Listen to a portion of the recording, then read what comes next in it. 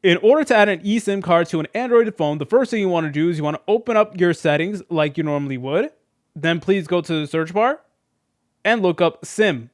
Then you'll see this section that says SIM Manager. Please go ahead and press on it. Then you want to go over here to where it says SIM Manager.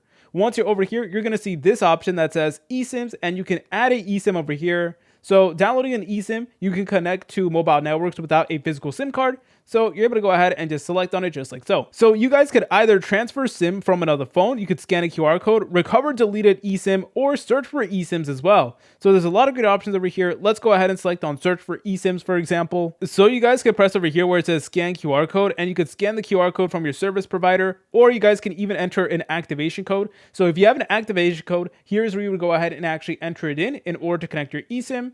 So again, it's going to look something like this right over here. So again, just keep that in mind.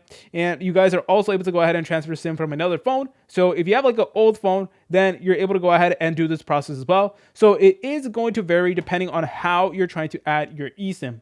So keep that in mind. If you found this video helpful, make sure to leave a like and subscribe. I'll see you in the next tutorial.